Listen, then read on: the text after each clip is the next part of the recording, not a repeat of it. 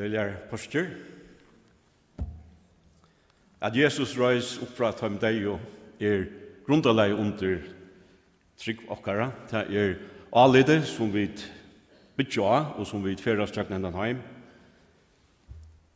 Vi visste om at Jesus lever, og som han selv sier, jeg skal alls ikke sleppa til og alls ikke fære fra til. Det var ikke nekva at hatjar halta for det første kristne, det er for ut i grøvna, påskamorgon, flaggene til okken i det, flagga og i hunarhatt som vi hatjar halta opprørsna. Her var ikke nekva hatjar halta tja, ta med første tryggvand til at de tror ikke på opprørsna. Det var nye bråten og nye bakt. Vi skal lese et brot om opprørsna i Johannes kapittel 20, det første 8 ørendene. Første dagen i vikene kom Maria, Magdalena, Tullia til grøvna, medan enn var mist, hun sa ta at steineren var tidsen fra grøvne, ta leipon av sted og kom til Simon Peter og hin lærersveinen, han som Jesus elskar og sier vi tar har tidsen herran ur grøvene, og vi vet ikke hver tar har lagt han. Peter og hin lærersveinen får ta av sted og kom til grøvene, tar lobe bare av sted sammen, men hin lærersveinen rann undan, skjøter en Peter, og kom fyr til grøvene. Da han bakte seg nyer, så han lynklein litt her, men han får ta ikke inn. Nå kom Simon Peter, som var 18 år. Han får inn i grøvene og sa at lynklein lå her. Og at svettadokeren som hei vært og høtti hans særa, la ikke sammen vid lynklein, men la sammenlagt og ørensteg for seg sjølva. Ta for eisen hin lærersveineren inn, han som før var kommet til grøvene, og han sa, og tro. At det var første ørende i Johannes kapittel 20. Jeg husker hesa bor lærersveinerne, Maria Magdalena og Johannes lærersveinerne som Jesus elskar. Anki at hater halda, det eneste som hater hilde ta våre hermenner som hadde krossfest og Eureka tangjerning der skulle gjøre, og jødaner som hadde finnet Jesus bandan av en. Johannes og Maria Magdalena hadde vært sammen med Jesus, mest som alle tøyene. Maria lykka fra tøy at Jesus var i gærnen, hun flangter, hun sa, tarna krona blev trusht over enn i hans herre, fylltes til Golgata,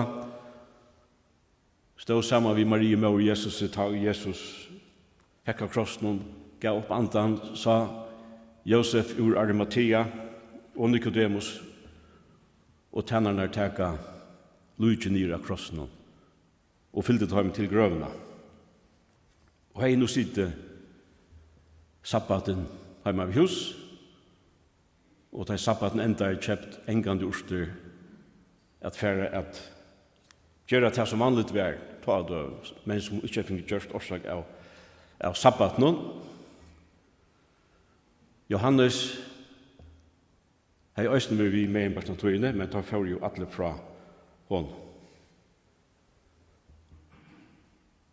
Og så hendte nægge som vi lås. At Johannes ser inn i grøvene, prekvene oppa deian, symbolet oppa deian, lykklein, svartadug, litja. Og i hesum deians symbolet stender at Johannes tro, at han tror på krafterna, livskrafterna, kraftgods som reiser opp fra dem deg. Og jøkkenen omstøvner, Ørskimlande, råløse, ser han oppom det, forbi omstøvner, og han brøytest, og han gjørst et vittne, og han skriver evangeliet, som vi just har lyst gjort, og han skriver til 3 brøvene som så igjen hava vært mennesken til frelse. Millioner av mennesken tjøkken tøyner, så igjen han skriver i disse årene.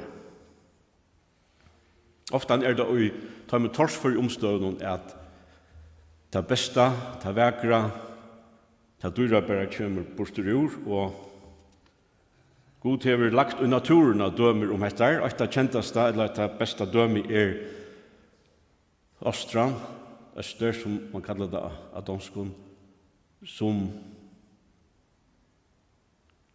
ta ui hon fær nega fremmant, nega som østkjimlar, sangkott, eller okkur som kommer inn ui ta bleita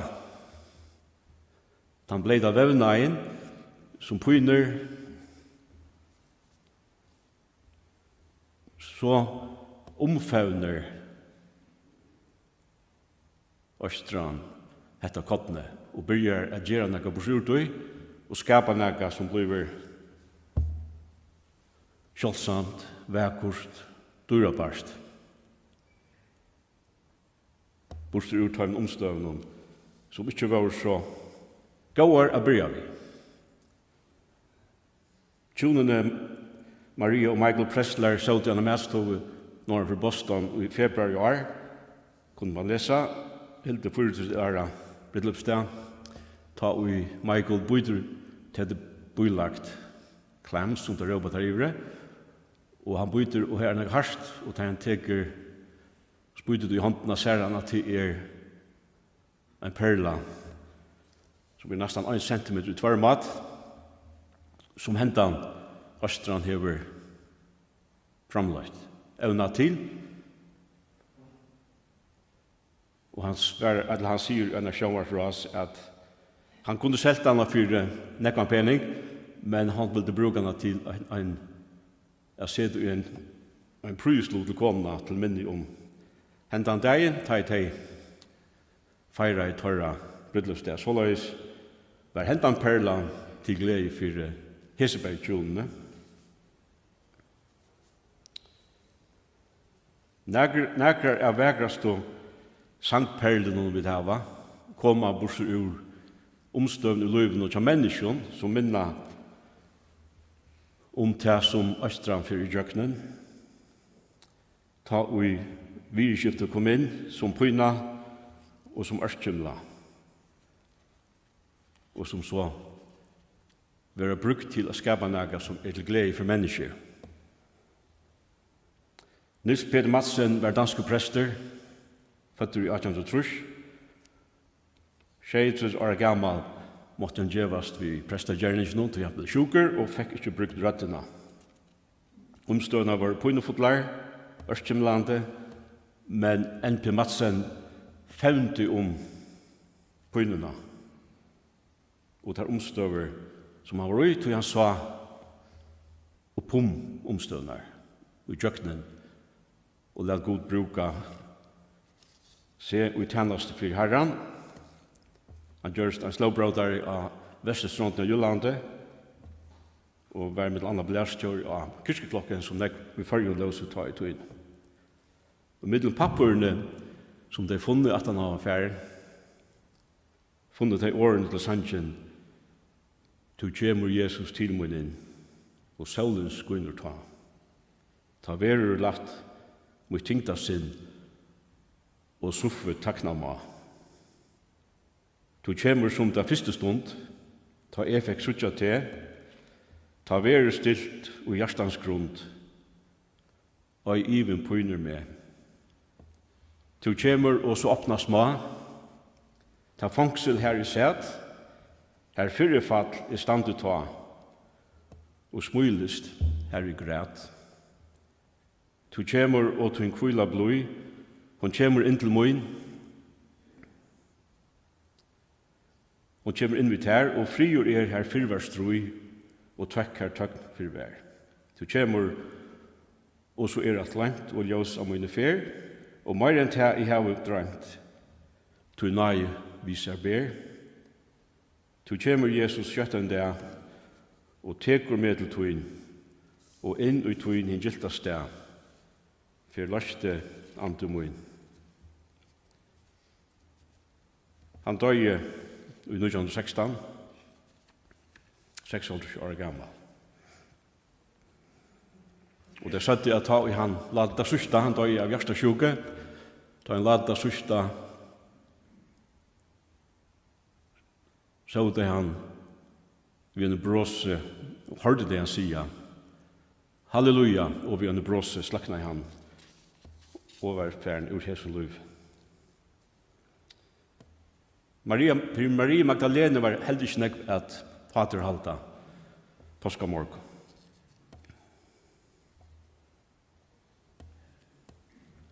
Som nevnte Jan, han er vi, Jesus,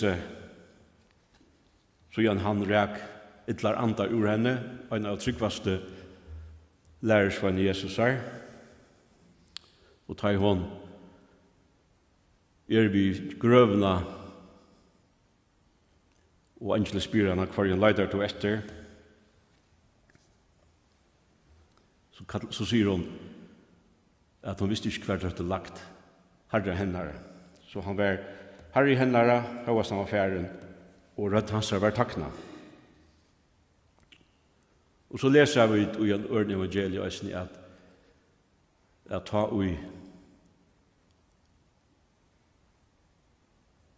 hon så er færen fra grøvene, eller fra ut av grøvene og stender utenfor ser hon omkring stand utenfor seg og vet ikke hvor det hon heldig til vinkarsmæren og han sier vi henne hva en løyder du etter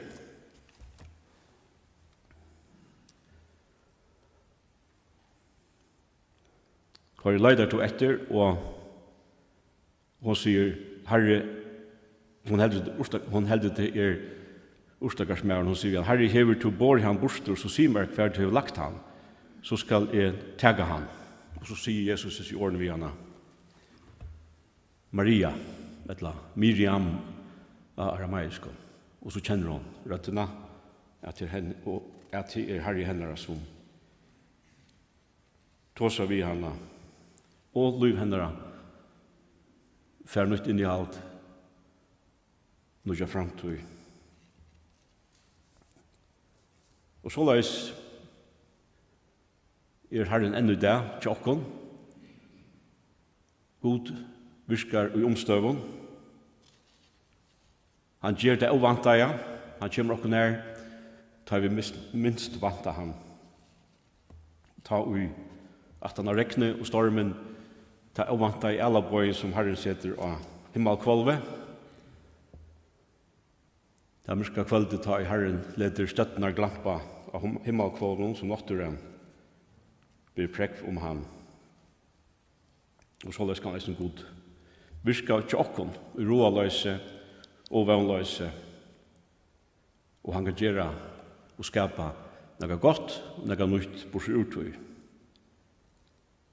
En annen sangperla som vi tar i bautjene var ist av Frank Ellsworths graf som var pastor i USA, fetter i samme år som N.P. Massen i 1803 og da i 1919 bare 19 år gammel.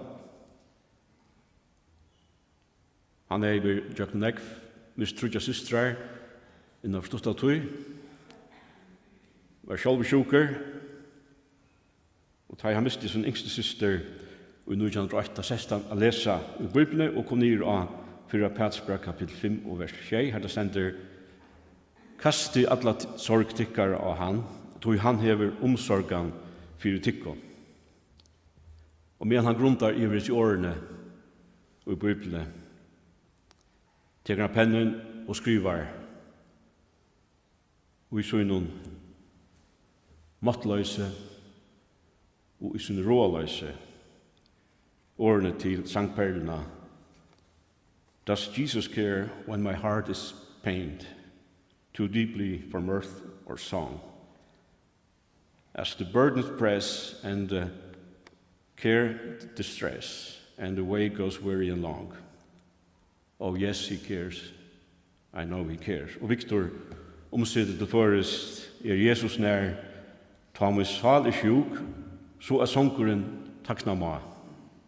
Ta I møte svann, ta I gratur rann, og I veit ei ve etla ra. Og ja, han nær, I veit han nær.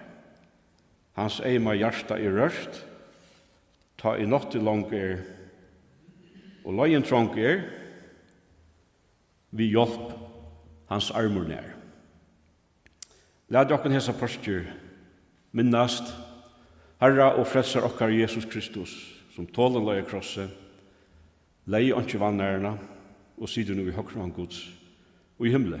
Og I det skulle vi sutja han, som han ikke vi troar eianon, men anlit til anlit, da han kommer, og flytter okken heim og bostad synar, som han hever lova, at han ferdig gjør at røyer, for alt de som har troa han her I løyven.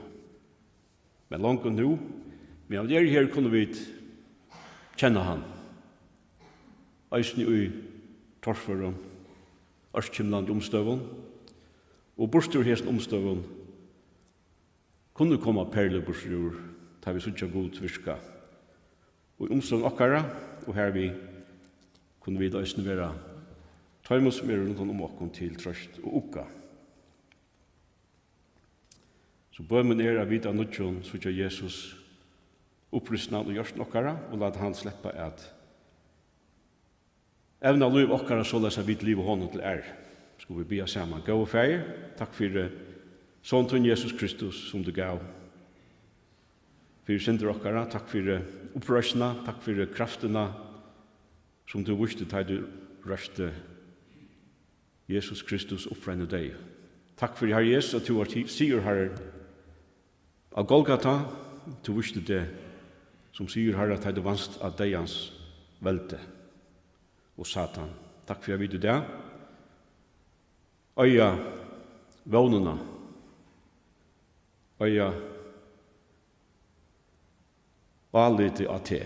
At du sier jeg skal alls ikke slippe til og alls ikke fære fra der. Sikna deg, sikna land og folk okkara hesa postur, be at vi skulle få egne vent av nødgjena til, og at mennesker kunne komme at kjenne til hesa der. Sikna alt det som fyrir fram, tøyne navnet til ære. Og det tar vi av dem i tøyne navnet. Amen.